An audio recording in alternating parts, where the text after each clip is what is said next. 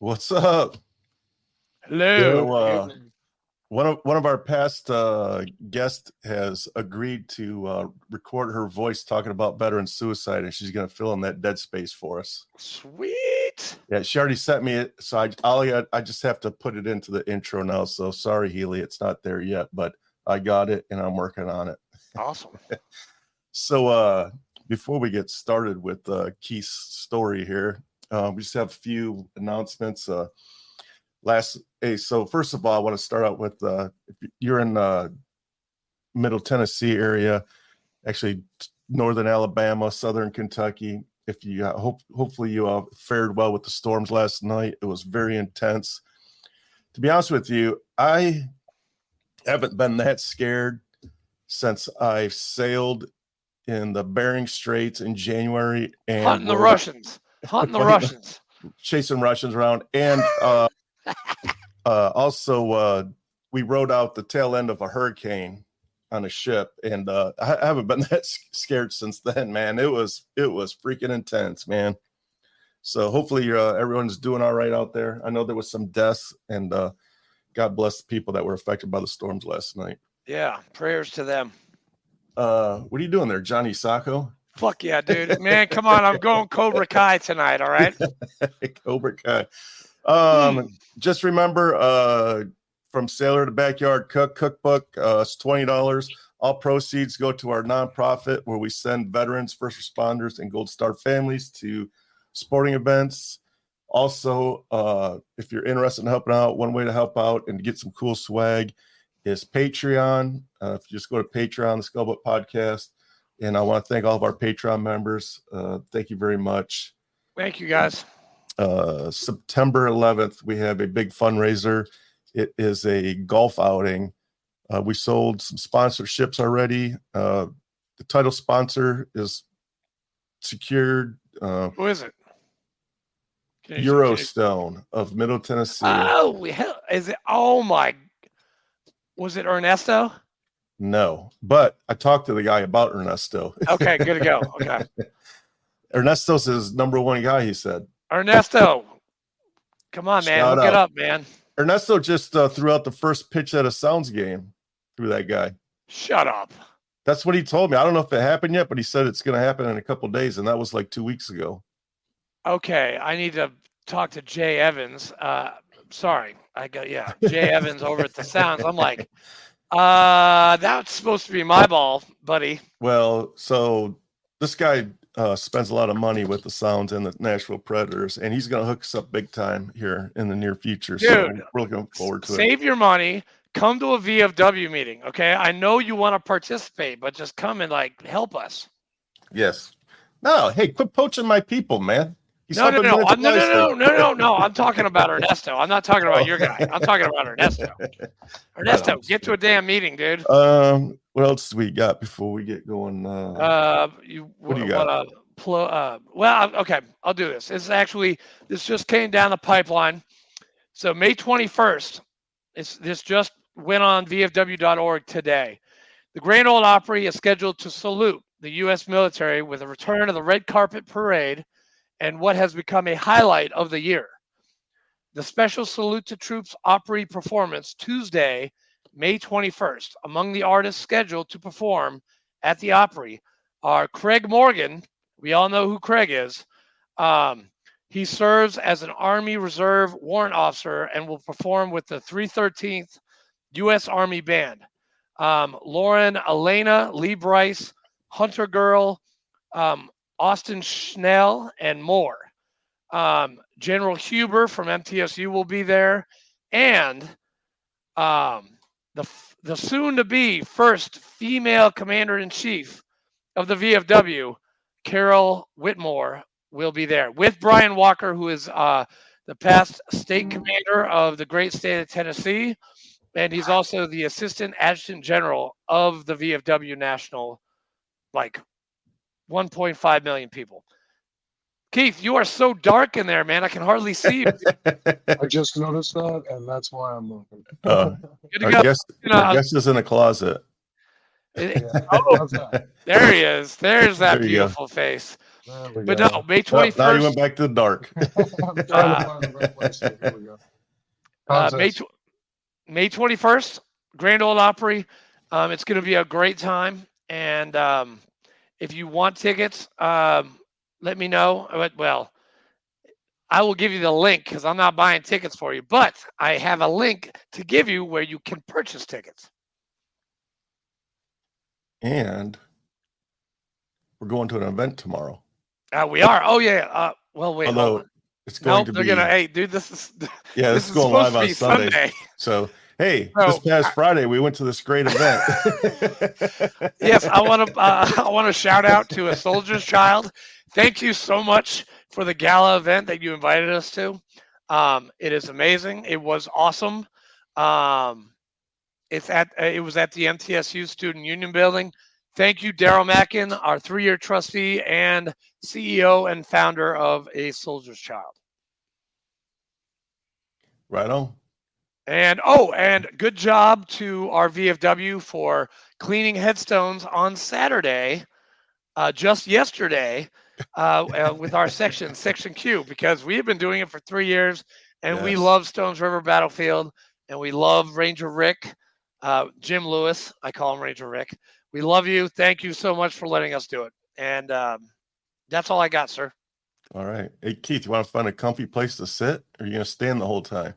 Yeah, dude, get a chair. It's going to be Yeah. 45 minutes, dude. Yeah, we got time, man. That's a good idea. Get comfy, man. There you go. I'm just There trying to you find light. I didn't expect the light to get that dark that quick. Well, yeah, it's crazy. It's all good. So, Keith, introduce yourself, sir. So yeah, my name is Keith Goldsby. I'm originally from a small town in Great Falls, Montana. Um, let's see. I joined the military in 2007. Um, the reasons why I joined. So my grandfather was a gunny in the Marine Corps. He was actually a drill sergeant as well. He ended up, Hoorah! yeah, he was in the Korean War. Oh, shit. Oh, nice. Yeah, yeah. So by the time he got back, he became a drill sergeant. Then he did education as a civilian for the rest of his career. So a lot of my values that I got growing up was from my grandfather. Um, so when the war on terror started on September 11th, um, I was in high school. Uh, so this was around the time that everybody was trying to recruit and getting a good purpose in life, doing something um, you know uh, meaningful, right? As you turn 18. Um, so I graduated high school, and 2 weeks later, I was on a plane going to Lackland Air Force Base, Texas, uh, to basic training. So I ended up signing up. I told the recruiter that I wanted to go into computers, right? So I ended up signing up for communications. And so what they put me into was called switching and cryptology at the time. So went to training down at after basic training. I went to training down at Keesler Air Force Base, Mississippi. That was kind of like our trade school. Learned about routers, switches, SATCOM, how to set them up from a basic level with tactical gear. Um, and then so I was there for 12 months, and then I got stationed at Langley Air Force Base, Virginia, which is where I met my now wife. Um, and we have two beautiful little twin boys, 7 years old. Aw. Yeah. So they're grown up so fast too. They're like little weeds. Yeah. So yeah, so I got stationed down at Langley in Virginia, and in 2009, September 2009, I was deployed to Operation Iraqi Freedom, deployed to Balad Air Base, Iraq. They call it Mortaritaville for a reason. So the entire time I was out there, we had thousands and thousands of rocket and mortar attacks. They had coordinated teams out there, which would come in around the base, shoot, and then run. So Balad had predator drones that would go around the base and look for these guys. And they eventually got good enough, like I said, where they would shoot and run. So indirect fire attacks the entire, 7 months I was there. So there was 3 occasions where I actually remember taking direct hits or squad in. We had a place out there where our location was near the edge of the base, and so there was again, I went out there and I'm trying to get my thoughts together here. As you guys No, can see, dude, you're Yeah, doing you're great. good, man. it's difficult to bring a lot of this stuff back up, so forgive me. So 3 times. The first time, I don't know if you guys remember this, but a lot of the younger guys, especially the millennials, will remember it. The game Guitar Hero. Have you guys ever played that game? Yep. Okay. God, So man, I haven't seen Guitar Hero. I haven't seen that game in a long time. right. So I was playing Guitar Hero 3 Legends of Rock. Hell yeah. Rock Yeah. on, dude. Yeah, and we worked 6 days a week, 16 hours a day, right? And the seventh day that they tell you that you have off, you're on duty, really, right? So at nights, when I got off, I like to go out there and just turn up the surround sound and just play my favorite songs. Stricken was one of my favorite songs. Got Nice. Disturbed. Yeah. So what we had out there in Balad, and anybody that's been deployed out there will know this, is that when these guys would come in and shoot their mortars up into the sky, Balad had an alarm system that was within the general radius of I think it's 3,000 meters. So if a mortar was going or a rocket was going to land near you, your local alarms will go off. They also had these R2D2 looking things that would track the mortar coming in. Oh, like the Sea Whiz on the back of a ship. Yeah. Right, exactly. And it sounds, you know what I'm talking about, right? Yep. Oh, yeah. Exactly. Yeah. So they would try to shoot down these mortars. So anyways, this localized mortar rocket system went off right behind me when I was playing one of the songs. I don't remember what it was at this point. But it went off and I dropped my guitar and I got underneath the table like it was going to do something. It's a plastic table. We had, where I was at was a rec tent, and I'm sure a lot of people know what a rec tent is, but is where all of the fun stuff is. If you're going to go take a break, your recreational tent is where you go. And the little tents have this much of fabric, right? And then I went underneath a plastic table, right? So the localized alarms were going off for about 15 minutes, and I just remember sitting there trying to get this to stop, right? Just and then hearing the impacts and feeling it on the ground. There's something very sobering to feel like something could just tear through the roof and then you're gone. So this went on. This was a coordinated mortar strike. I found out later on with multiple teams. That's why it took 15 minutes. Like I said, they usually have predator drones that would go around the base and try to hit the guys, but there were so many that came in. So none of them actually hit my location. But again, that was a prolonged ordeal. And it took me I used to love Guitar Hero. It took me a long time to pick it back up after that. Used to play on Expert, one of the best guys that I know as far as playing and stuff.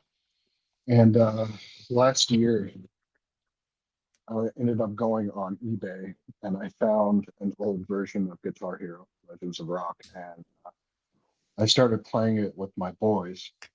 And again, at the time they're 6 years old. So what I was trying to do with this type of scenario is desensitize the alarm, uh, what goes on in your brain when your Yeah. neurons are firing, right? So, and a lot of the songs that I like to used to listen to, like Disturbed and stuff like that, when that used to play on the radio, it used to trigger me, right? So working on that as far as playing with my kids and putting a positive memory and positive feeling with those songs and with the game itself. Uh, so that was one attack. Like I said, there was three. Um, the other one, my wife was actually she was my fiance at the time. One of the reasons why we're married now is because she stuck with me the entire time when I was in Iraq.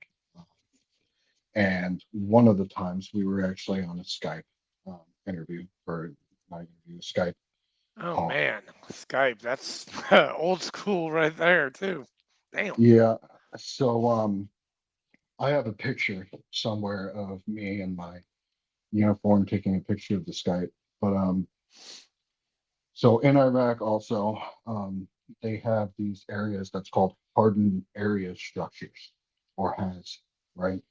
They're concrete and steel. They're designed to be able to take a direct hit from a Yeah. bomb, right? So I was in one of these hardened area structures. One of the disadvantages of these hardened area structures is if something hits it, it turns into almost like a concert hall, a boom, if that makes sense. So you have an echo chamber inside this thing. So, anyways, back to the story. My wife was on the phone with me, and I was.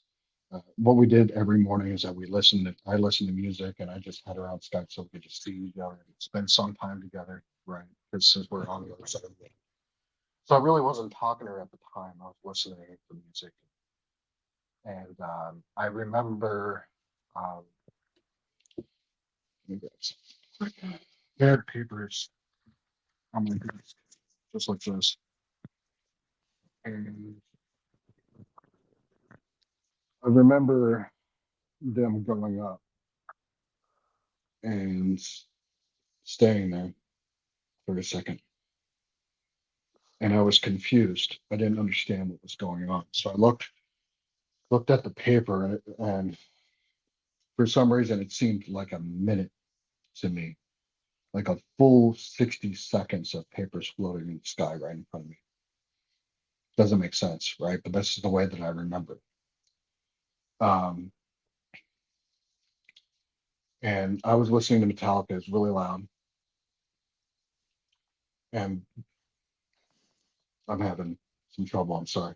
No, Okay. you're good, man. No, Take your go time. ahead, man. Yeah, take your time.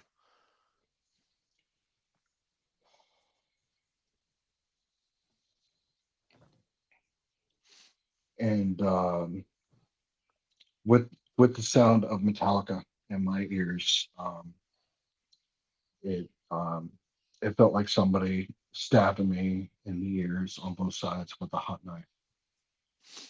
And it was because it was so loud. It hurt. Um,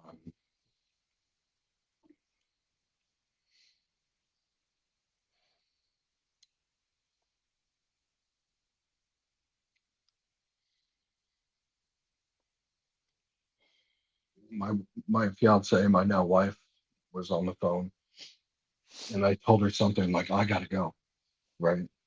And I didn't click the in button. So she heard boom, and she saw rustling, and she saw people running around, and I was gone. She thought I was dead. Um,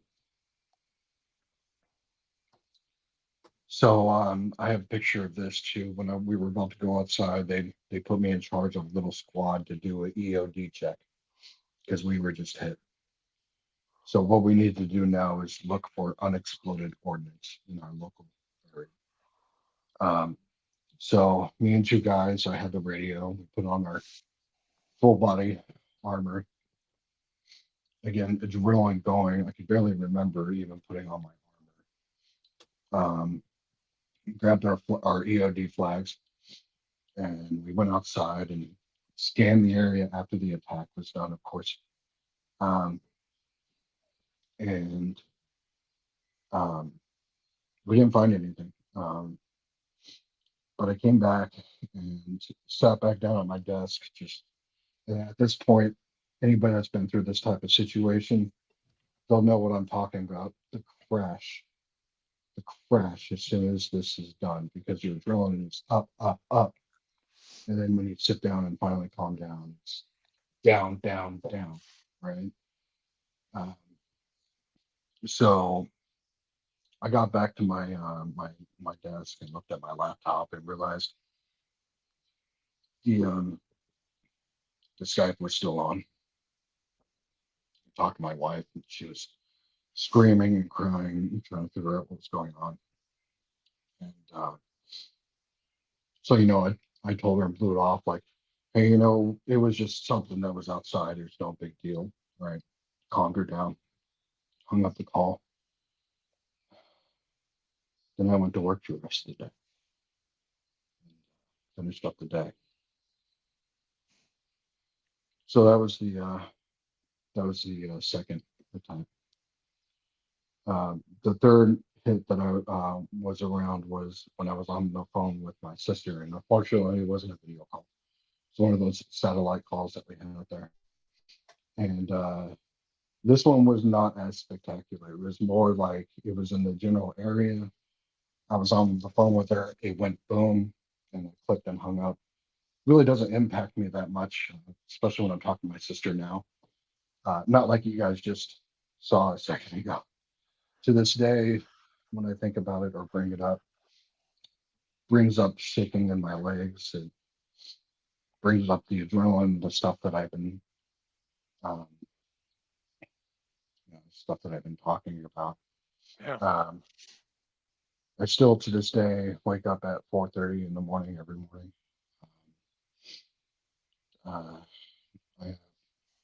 have mood crashes, snap at my kids sometimes, and I try not to. In 2015, so I went to Iraq in 2009. In 2015, actually, let me bring this back a little bit more. When I got back from Iraq, I promised my mother that I would take her on a cruise sometime in her lifetime. So when I got back from Iraq, I used some of the money that I had to take her on a Bahamas cruise. Nice. It was really nice, and I loved it. But the first time that something was wrong was that there was a waiter behind us when we were having one of those fancy dinners, and I had my wife and my mother right next to me, and he dropped a metal pan behind me. Bam! This was like 3 months after I got back from Iraq, and without any warning, I just started crying. Right, I'm in my dress blues at a fancy dinner, right, and I'm just like, "Ah," you know. So that was the first sign that something was going on. In 2015, like I was saying a second ago, I started drinking heavily, um, to the point where every morning when I woke up, I didn't know what it felt like to not be thirsty. Anybody that has been drinking for a long time, they know that feeling in the morning when you wake up and you're thirsty as hell, right? Your entire body is shriveled up from that water taking the alcohol taking all the water out of your system, You're dehydrated. right? Yep. So in 2018, so we're jumping ahead a little bit, um, I ended up having a pretty massive panic attack at my work, and I didn't realize what was going on. They actually sent me to a cardiologist to see if my heart was failing. because when they got me downstairs, my resting heart rate with them pushing me downstairs in a chair was 186 beats per minute. So they took me to the hospital and sent me to a referral to a cardiologist. And not even 2 months later, I lost my job there. I believe it was probably a connection. I was laid off, right? So I wasn't fired. But I mean, when they have to go for cuts, who are you going to go for first? Probably the guy that's having panic attacks on the knock floor, right? Uh, so there was that. In 2018, before COVID, I had another panic attack. Went back to the cardiologist, and at that point, he told me nothing was wrong with my heart.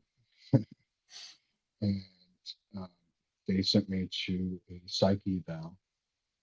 And at that point, this was probably one of the worst mistakes that I did. They put me on benzos and Ambien and all of the very hard stuff. So I stopped drinking, moved over to these benzos, which was not a healthy choice. So happy to say now that I am benzo free, by the way. I worked with, so after a while, these benzodiazepines, they stopped working with the anxiety. So they work for a little while and then your body builds up this tolerance, right? So first I started on Klonopin, then I went to diazepam, and then I went to Xanax. So each time they stopped working and I had to move to a different one. And then I went to the VA and they said, hey, by the way, benzodiazepines now, not recommended for PTSD. Right. So go to the VA after they find all of this stuff out. And then I start cognitive behavior therapy. CBT. Right? Yep. Right. So my doctor there, her name was Miss Jahan. She was the sweetest young Indian lady that could ever meet. She's from, and when I say Indian, I don't mean like Native American. I mean from India, right? And so she's native there, and which kind of helped me desensitize to Middle Eastern descent too, because I really made a connection with this woman. She was really nice, really sweet. She understood everything that I was going through when I was talking about. And the VA helped me get off of these benzos and start this cognitive behavior therapy. And then COVID hit in 2019. So some guys, they, you lock them away in your house, or something, especially veterans, and they'll be completely fine. One of the issues that I found out later is that I kind of need external stimulus from people to keep my mind from going, So COVID was actually a really bad thing for me. Isolation and being in your own mind and that type of stuff. But I can say working through the VA and stuff like that, it's not, I don't know if I'll ever be able to put this down for good, but I have it under control where I'm not completely spazzed out on benzos or alcohol anymore. So if you go by the 1% improvement idea, you try to improve yourself 1%, every week or something. I've been doing that for a while and just trying to notch myself into a better position. Trying to make sure that I don't go off the rails too much and my head starts spinning off of my shoulders. Yeah, so that's where I am today. That was great, man. I mean, I know where you're coming from. I was on citalopram, mirtazapine and trazodone. And the VA said, "Oh yeah, that's really good." Well, I was like a zombie for like years. I was a drunk, a recovering alcoholic of 6 years. I mean, I was in Iraq, uh, 2005 and 2006. Lots of explosions. I mean, I have 100% PTSD, and yeah, they try to cure it with, you know, Drug you. a lot of stuff, and it didn't really work. I got off, I stopped drinking. Drinking was a really big thing with me, and I mean, I empathize with you because I too have been there, and I know what it's like, and it sucks. I mean, shit. You said you were at a cruise, and the waiter dropped a pan. I was at a drinking establishment, and a balloon popped in the back of my chair. I freaked the fuck out. I like took a knee like I was fucking changing mags. I was like ready to go. And they had like 6 people had to calm me down. This was Naples, Florida, 2008. But dude, I know it. And yes, we are never going to get rid of it, but we will be able to control our ailment a lot better. And by talking about it, by telling your story, that helps. And you've helped me. You've helped Fleek out. I mean, it's amazing what it's unfathomable to some people what you've gone through, but there are a 1% of us that actually know what the hell you're going through. And Fleek, myself, and any of the hard chargers that have been to Iraq or Afghanistan, we have been in your shoes and we sympathize and we're here for you. I appreciate that. And, to add to that, I want to really hammer home something for people. That's something that I've been dealing with for a long Yeah. time. Have you heard of imposter syndrome? What? Imposter syndrome? Imposter. Oh, Yeah. yeah, sort of. Could you elaborate just a little bit on that? I think I have, but Yeah. for our viewers.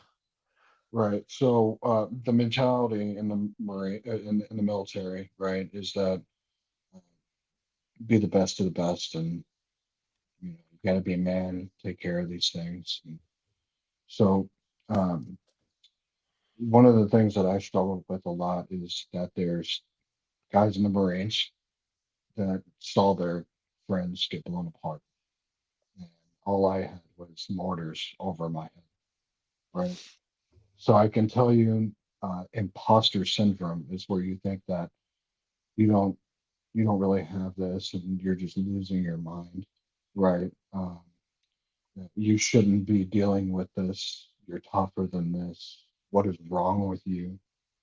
Um, uh, That's definitely from the CBT handbook. I know because I did the first thing I did was CBT. I did EMDR. I did exposure therapy. Um, and I found this program, and I don't know. It might help you. It helped me tremendously. It's called Save a Warrior. Um, they send you off to Ohio or California, and it's a 72-hour warrior detox, and it really helps. Or Camp Southern Ground. I've heard that works out some kinks too, big time. We had a couple of VFW members go to Camp Southern Ground. Yeah, one just recently. Yeah, one just recently went and she loved it. She's a totally different person. I mean, Yeah, she even apologized to me. 180, man. Me, I was the same way. Like I went to Save Warrior and you become mindful of other people and that you're not just selfish and narcissistic. And I used to be. I was an asshole. Ask anybody. You still kind of are. I'm still kind of an asshole, but I learned how to enjoy life. And my ailment does not fucking my PTSD does not fucking define me. Your PTSD does not define you. You are a amazing person, and you have a lot to give society and humankind. Even though they And you have 2 boys to raise. fucking punch you down, you know what? You can take it. And look at you. You're here talking to us right now. And you are doing so great right now. I'm so proud of you, Keith. I really am. I appreciate that, man. I really do. I really do appreciate You are like, you're going in the cookbook. Yeah. You're fucking going in the cookbook, man. So some of these quotes, yeah. I didn't explain the cookbook to you, so I mentioned the cookbook in the beginning. So what I did was again, from Sailor to Backyard Cook, what I did was I took my two favorite things on the planet, cooking. I love cooking. That's my outlet to do me. And also my second one is talking to veterans, like sitting here talking with you guys. So what I did was I wanted to write a book about my my podcast. I asked Andrew 3 years ago if he'd help me out with this podcast, and he said yeah, and we've just been soaring ever since. But what I did was, instead of writing a book, I thought to myself, do you remember the old book Chicken Soup for the Soul? It had a bunch of short stories. So what I did was I took some quotes. I used AI to extract quotes verbatim, and I put them in the cookbook. So you get a kick-ass recipe, and right next to the recipe, you get a quote from a freaking badass American warrior. And you're going to be in it because you've said some badass shit, and I know it's tough. We had a Vietnam vet way back. What was that? 2 years ago, Fleek? Yeah, early on. And he told his story, and then like he was nervous as hell in the beginning, and then he just opened up and he started swearing, and he was like, dude, he was smiling. At the beginning, he was shaking. He was so nervous, so like, I've bringing back all these thoughts. The whole time I've been sitting here, I've been shaking out of my boots. Like, dude, you're doing great. I can't tell that you're shaking. I have a little video queued up that I'm going to play for you. I want you to listen to this lady's words. A couple weeks. This is a treat. Yeah, a couple weeks ago. A couple of weeks ago, we had the honor of interviewing this young lady named Healy. And, shit! Yeah. She was an Army veteran, and then after she got out of the Army, she went and earned 2 master's degrees. She wrote a book, and now she does therapy, like counseling. And I snapped a little snippet out of it. It's just a couple of minutes, but I'm gonna play that for you. I want you to listen to her words. I have a clinical question for you.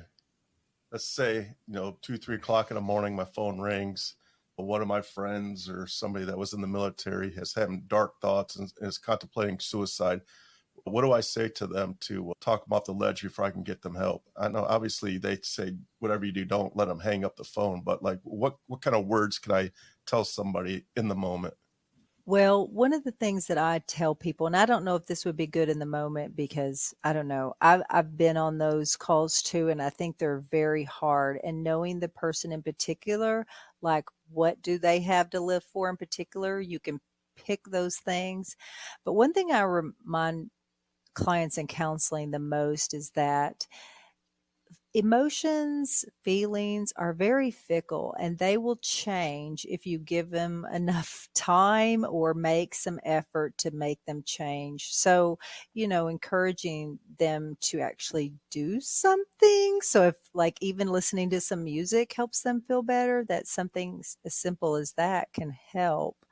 But that's, sometimes we believe that our emotions tell us the truth, and that's not true. They often are deceiving. They tell us we have no hope when there is hope. They tell us no one cares when people do care. They tell us we're not loved when we are loved. So it's if people can just get this, don't trust your feelings, especially if you're making big decisions. Definitely don't trust them because they can be very inaccurate and false. And so that's more of a skill they need to just know that before. But when I was talking to someone on the phone once, that was one of the things that there was a show that they loved to watch that would always make them laugh. And so we made sure that was on, and that, yes, I stayed on the phone, and that there was somebody else there. And so all the basic things that, but I will say that most of the time when people say they want to die, because I question people who come to me with suicide ideation or have tried, have attempted, or will always ask this question because I heard this in training once, and I now believe it's true, that do you really want to die, or are you just tired of feeling this way? You just don't want to feel this way anymore. So if you don't want to feel this way, we can change that. Because most people don't want to die. We have a natural instinct to want to live, even if things aren't perfect. Yeah. So when you were talking, I was like, I gotta hurry up and cue this up because her words were amazing. Yeah, definitely.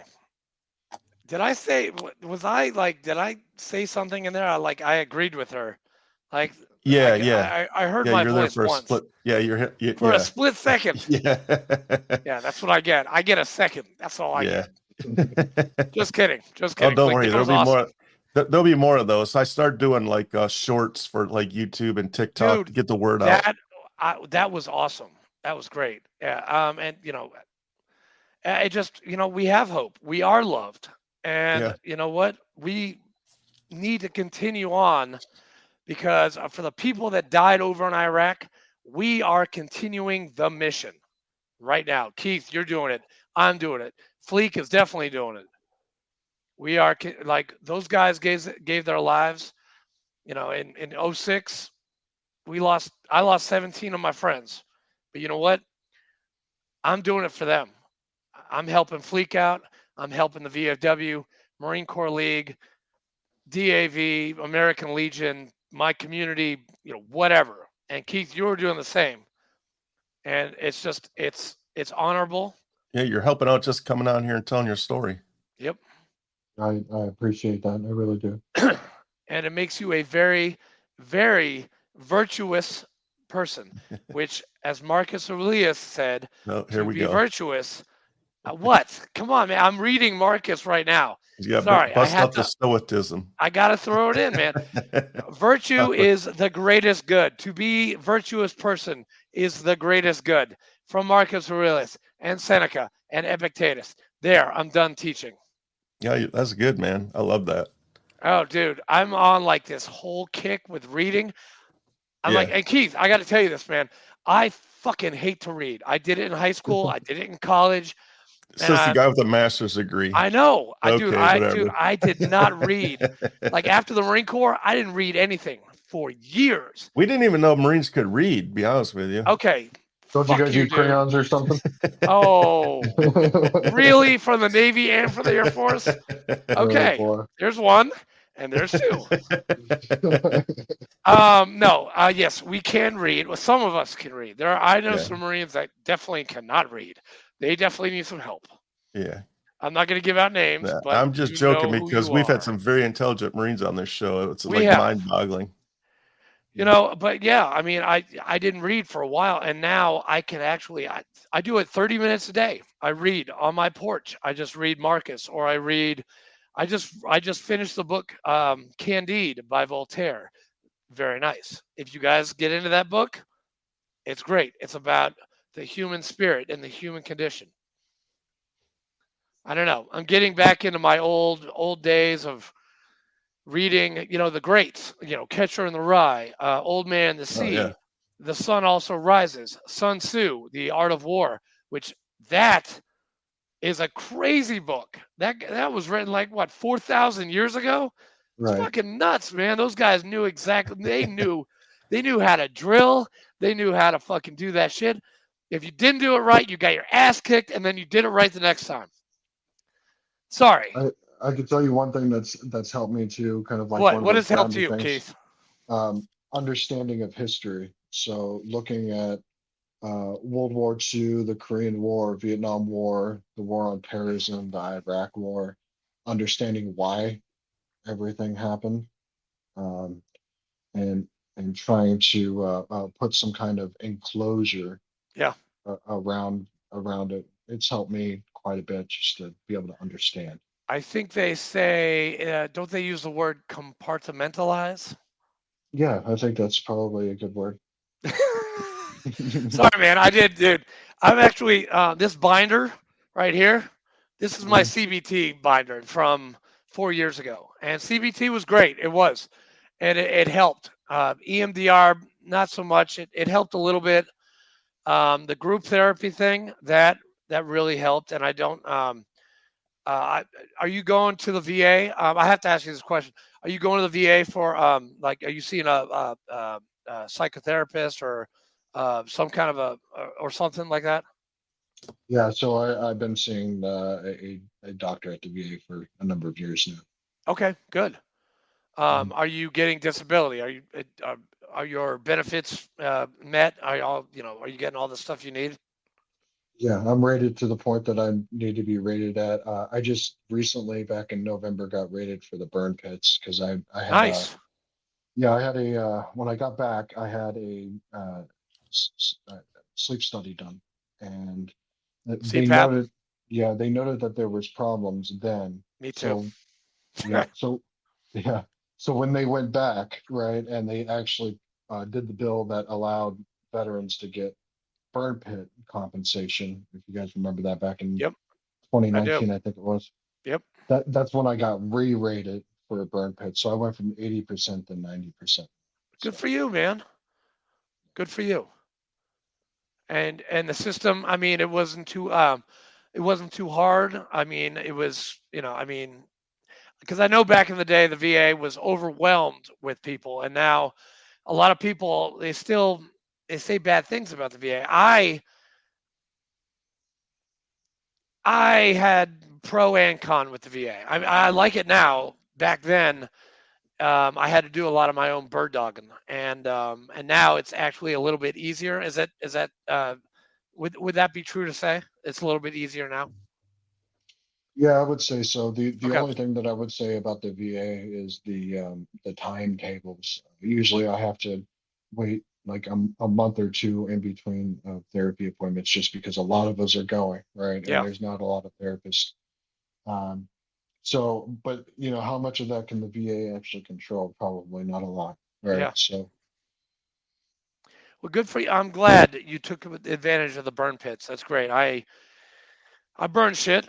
But dude, I'm 100, like my shit is fucking 100% PTSD. I'm fucking nuts. I'm fucking crazy. I mean, talk to Fleek, talk to anybody that I know. They're like, Andrew, he's the Yeah. sweetest guy, but he's fucking crazy. Yeah, And yes, he squirrels a lot. I squirrel all the fucking time. He's Mr. Squirrel. Dude, I was just with somebody. He's like, Andrew, get back on track. Back on track. Yeah. And it's like everybody, even my Yeah. mother says that. She's like, you're getting off track. You need It's to talk about annoying. what the fuck you were talking about Yeah. before. I'm like, oh, okay. Like, bro. Bro, just calm down. Calm there is down. there is something about family members, though. My wife to this day can see when I have heightened whatever, and she'll tell me, Great. she, Yeah, that way. My wife, she can tell, definitely. she tells me to go take a second whenever she can see it, and she can see it within seconds just by looking at me, which is because I don't tell the difference until it's too late, right? But she can see it within seconds, which is crazy to me. Oh, it's weird how they can tell. Right. I mean, It's they so can give weird. you a look, and then you're like, the look is like, go the fuck outside. Yeah, she's like your Count, service dog. count to 10. Yes, she is. She is my beautiful, beautiful service dog. Service wife. I hope she does not fucking see that. That's not Wow. a bad thing. And No, it's not. No. You just called your wife a dog on your podcast. I know, but she never watches this thing anyway. She hears me because she's in the Yeah. next room. I'll probably get a talking to in about 30 minutes. But yeah, man. I mean, go get do what Keith is doing. People that are listening out there, if you're in a bad spot, go seek some help. Go to a therapist. Go to your best friend. Go watch a movie. Go in your garden. Go read. Do something. Don't, like what Keith said during COVID, which everybody was. Do not be stuck in this. This will get. If you're stuck in here, you are going to get in trouble. Yeah, for sure. In AA, we call it stinking thinking. When you are caught up in your own thoughts, and I mean, it's a cycle, man. you're like this and like this, and it's like an OODA loop of horrible stuff in your brain. And I know, Keith, you know what OODA loop is. I know you know that. Right. Yeah. Overthinking is one of the biggest causes of any anxiety. Yeah. Right. Yeah. You know, you think about the future, you're nothing but anxious. If you think about the past, you're going to be depressed. Live in the present, like what Keith is doing, like what Fleek is doing, like what a lot of our VFW guys, they are living in the present and helping, because that's what we have to do. Like, we served our country. Thank you, Keith. Thank you, Fleek. Thank you, yeah. Fleek, for chasing down those fucking pesky Russians in the Bering Sea. Keith, thank you very much for being in Balad, because when I got hit with shrapnel from an RPG in fucking 2006, one of my guys, guess where he went to in 2006? Where? He went to Balad. Oh, wow. Oh, yeah. We never saw him again. I haven't talked to him in years. I actually have no idea where he is. But I haven't seen him since he went to Balad, and that was like fucking 9 years ago, man.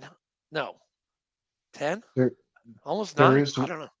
There is one thing about these experiences, is that you only talk to the people that you're out there with once in a great while.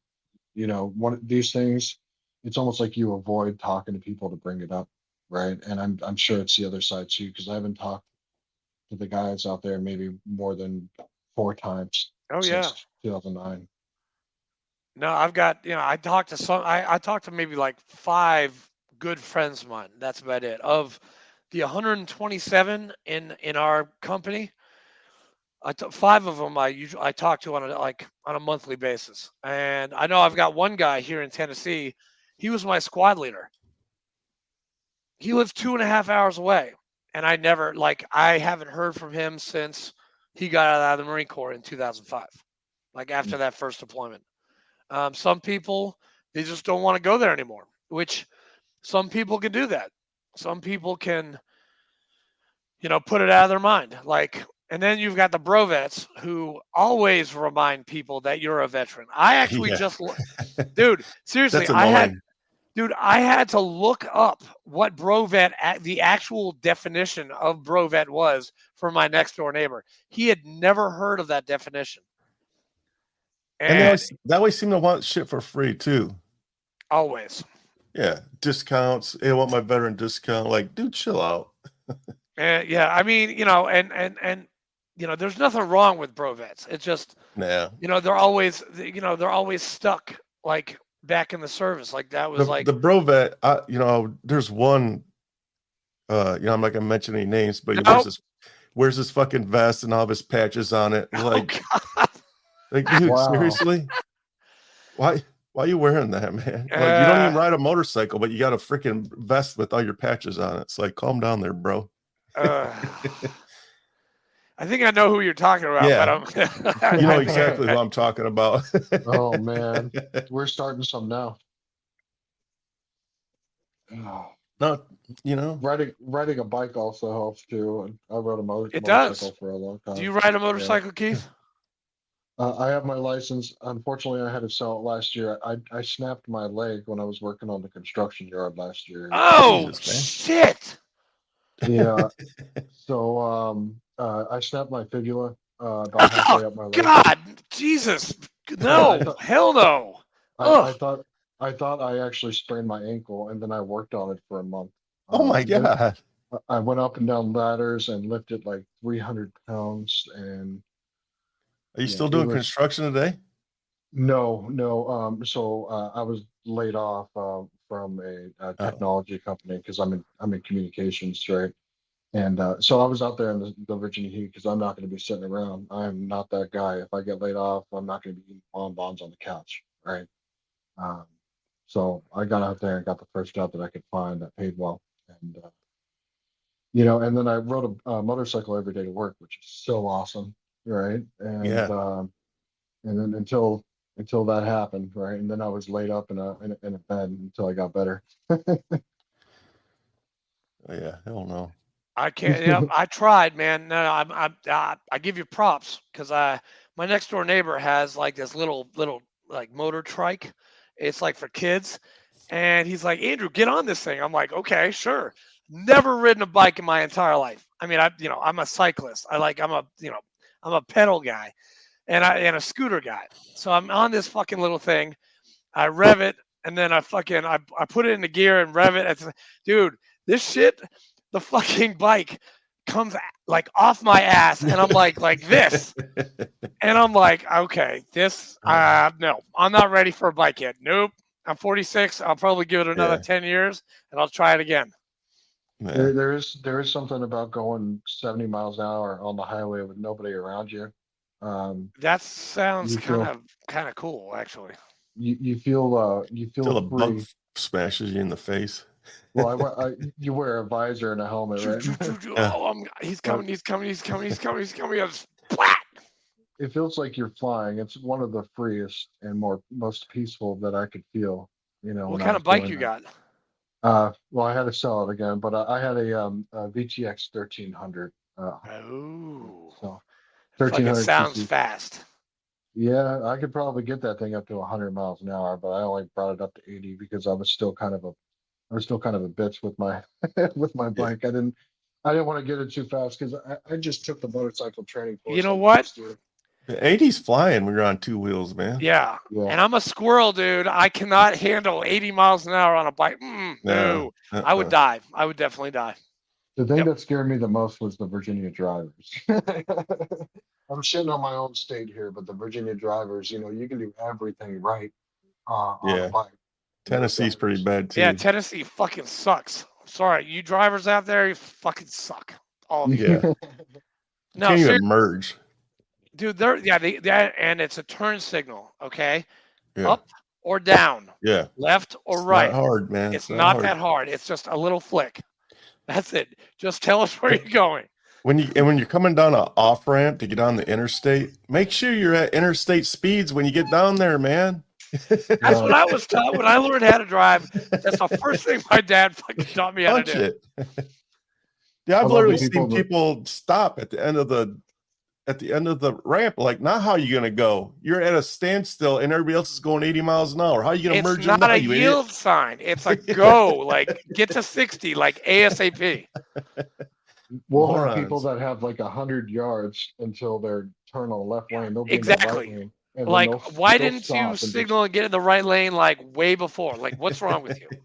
Yeah, Richmond is scary. I recommend not riding a motorcycle in Richmond, Virginia. Well, I do got to give Virginia props. One, it's for lovers. Two, love the state that you live in.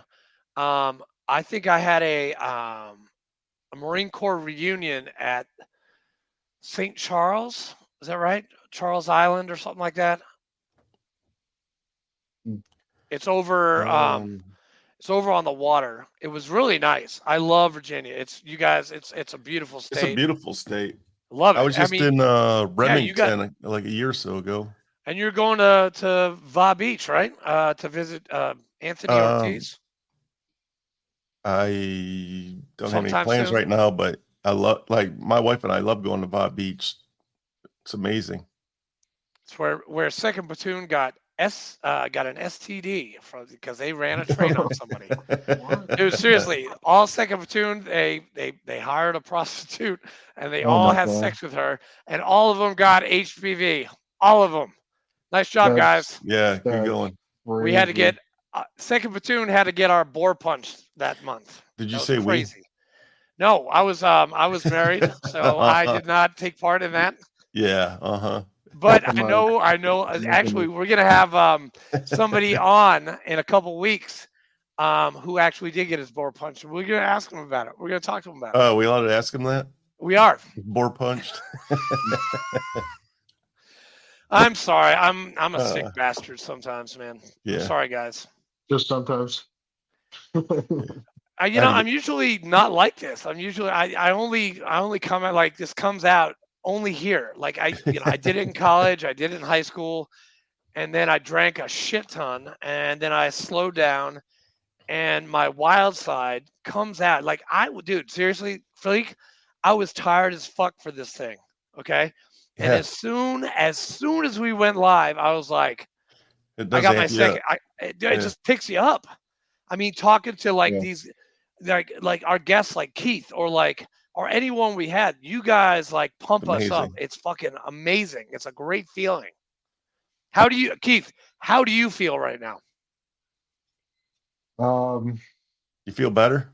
You feel good? yeah, I feel pretty relieved. Just to be able to talk to somebody, right? And especially to talk to other veterans about it. Yeah, and when I was talking a second ago about the imposter syndrome, the validation that it's not something stupid to, to have happening to you. I know I've been rated by the VA. I have doctors telling me this stuff and everything, but to have other guys that have been in the same situation kind of validate that, just it feels different than a doctor telling you. You know what I mean? Yeah. Yeah. Keith, you're not alone, dude. You're not alone. Not at all.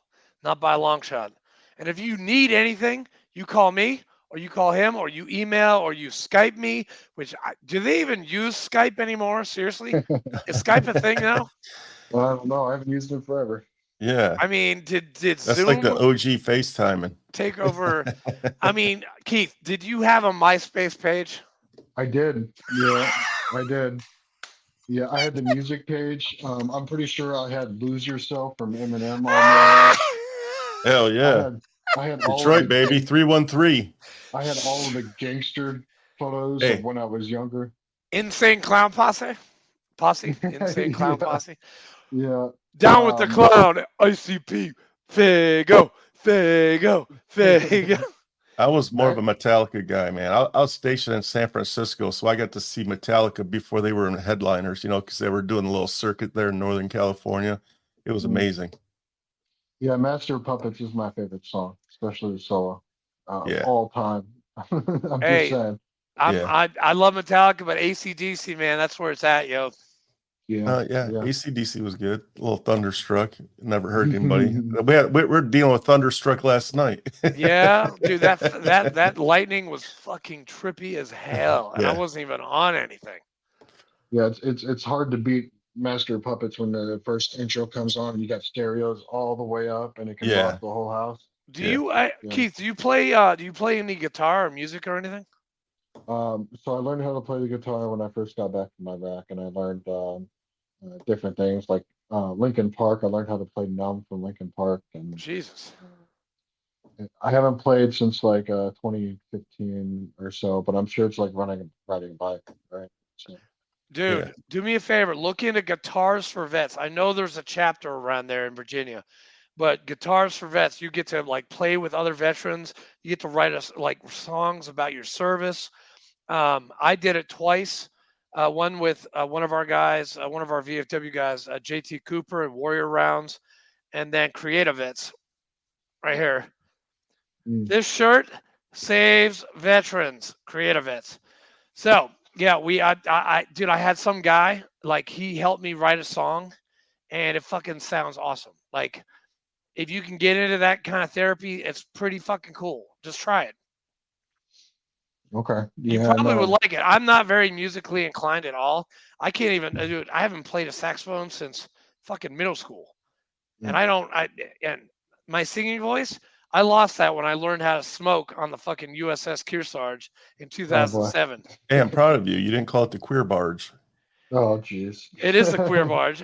Smoking lamp is lit, boys, lit. But Yeah. hey, Keith, before we go, we're at an hour and hour and Here we 6 go. minutes right now. Here comes your question. Yeah, here's your All right. question. Do you? This is a saved round that we ask all of our guests. If we're talking to a guy or a girl or a woman or a man going into the military, what advice would you give them? What advice would you give them? My advice would be to get your mindset right before you go. Know what you're about to get into. People are going to yell at you. So you can't go in there and be shocked and shaken when somebody screams at you and tells you to go do 20 push-ups, right? So you have to go in with the right mindset. the military is not going to change for one individual, right? You have to conform to 300, 200 years, 300 years of tradition. So my biggest suggestion would be to mold to the service. Don't try to have the service mold to you because you will fail.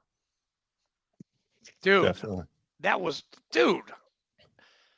epic, dude. That was an epic quote. The molding and this, oh dude, that's shit's gold, dude. That's fucking gold. Hey, where's your wife at, by the way? Yeah. Yeah. She's currently getting ready for bed with my twin I boys. was gonna say it's kind of quiet at your house. Yeah.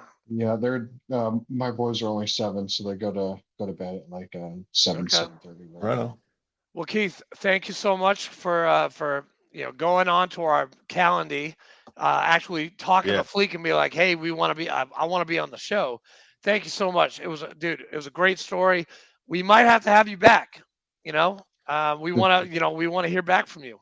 Yeah. So Follow up. Yeah, See how you're doing. just let me know. Yeah. yes, sir. And you'll get an email from me in the next 24 hours with all the links and show links, so you could send it out to your family. And you'll get a thank you card from me, which, by the way, our last guest, Scott Husing, I owe you a thank you card. I'm going to do that tonight while I'm doing Keith. I'm sorry. I totally forgot, Scott. Keith, you're going to get a thank you card.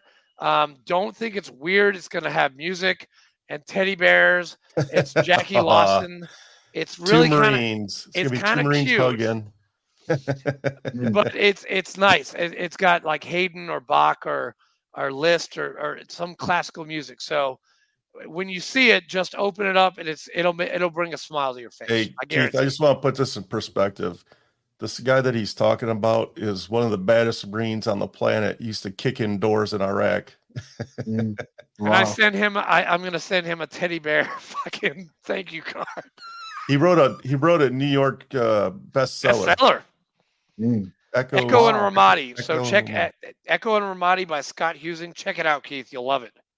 Okay, I will do that. Yeah, he emailed me, said he sent me a copy, but we'll see. No, good. Hopefully he did. He stands by his word. I guarantee. Hopefully he stands by his word more than Dwayne from the VFW does. Hey. I didn't say his last name. Yeah, but dude, he's gonna watch this fucking on Sunday. Hey, man. Dwayne, if you need the Patreon information, just let me know. I'll get it to you again. Dwayne, we love you. He's just giving you shit, man. Hey, I give everybody shit, man. He Get does. used to it. Especially me. And you and the fucking crayons, both of y'all. Shame on you. Shame on you. Hey, Okay. Keith, stick around for a second when I hit and record. We love you guys. We love you, man. Thanks for tuning in. Stick around, Keith. We're gonna shut her down now. Till next Sunday.